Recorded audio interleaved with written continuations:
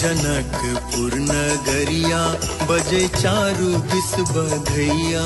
आई जनकपुर नगरिया बजे चारू दिस बधैया। हंसी खुशी सा भर गेले राजा जनकक दुअरिया। हंसी खुशी सा भर गेले राजा जनकक दुअरिया। भेले मिथिला के भाग उदित बहिना। भेले मिथिला के भाग उदित बहिना।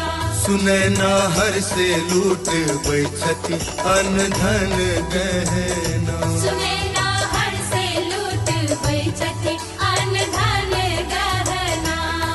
आई जनकपुर नगरिया बजे चारू दिस बधैया। हंसी खुशी सा भर गेले राजा जनकक दुअरिया।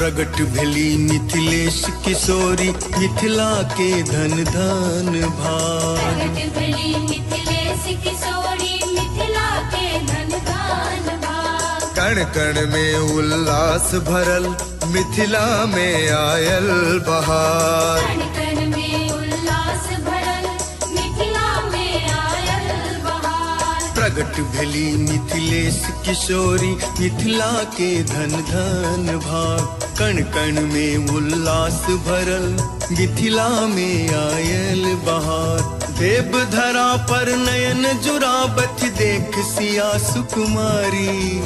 पुष्पक वर्षा करत कहत चिरजीव राज दुलारी। रंग वीर गुलाल उड़ैया सगर अंगना।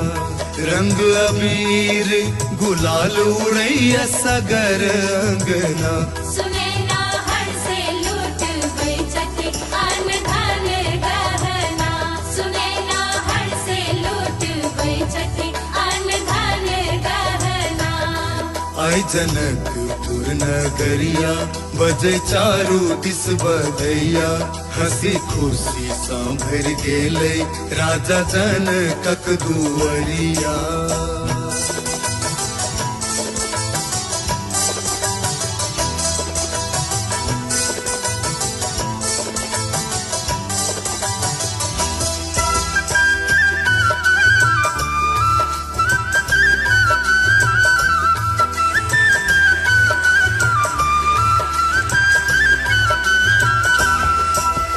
जनक सुता के निरख निरख को सब क्यों भागिल भाव विभोर। जनक सुता के निरख निरख का सब क्यों भागिल भाव विभोर। दिव्य दर्शन पाइब नयन सो हर से सबके टपके नोर। दिव्य दर्शन पाइब नयन सा हर्षे सबके टपके नोर। जनक सुता के निरख निरख का सब क्यों भागिल भाव विभोर। दिव्य दर्शन पाइब नयन सा हर्षे सबके टपके नोर। घर घर बाजे जन्म बधाई गावे मंगल गान। हर से पुलकित सब जन बाटे मिश्री पान मखान। झुम झुम युवती सब खन कावे कंगना।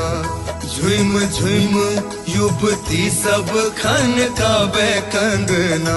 सुनैना हर से लूट बैठती अन्न धन गहना। सुनैना हर से लूट बैठती अन्न धन गहना। आई जनकपुर नगरिया बजे चारू दिस बधैया। हंसी खुशी सा भर गेले राजा जनकक दुअरिया।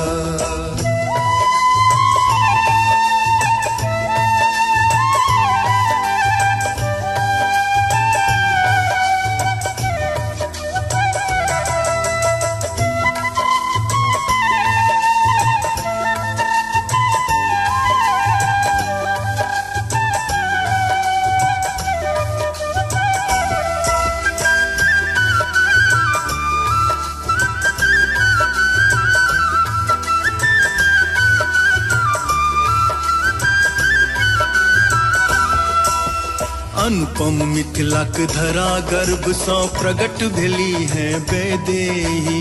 अनुपम मिथिलाक धरा गर्भ सँ प्रकट भेली है वैदेही। तपोभूमि उल्लास में डूबल जेना मचल होरी। तपोभूमि उल्लास में डूबल जेना मचल होरी। अनुपम मिथिलाक धरा गर्भ सँ प्रगट भेली है वैदेही। तपोभूमि उल्लास में डूबल जेना मचल होरी। बेली चमेलिक सुगंध लाका सिहकैया पवन। मयूर जेका नाच रहल अछि मिथिला के जन जन। मंगल गान बधैया बाजे ढोल बजना। मंगल गान बधैया बाजे ढोल बजना। सुने ना हर से लूट बैठकी अन्न धन गहना। सुने ना हर से लूट बैठकी अन्न धन गहना। आई जनकपुर नगरिया बजे चारू दिस बधैया। आई जनकपुर नगरिया बजै चारू दिस बधैया। हंसी खुशी सा भर गेलै राजा जनकक दुअरिया। हंसी खुशी सा भर गेलै राजा जनकक दुअरिया। भेले मिथिला के भाग उदित बहिना। भेलै मिथिला के भाग उदित बहिना। सुनैना हर से लूट बैठती अन्न धन गहना।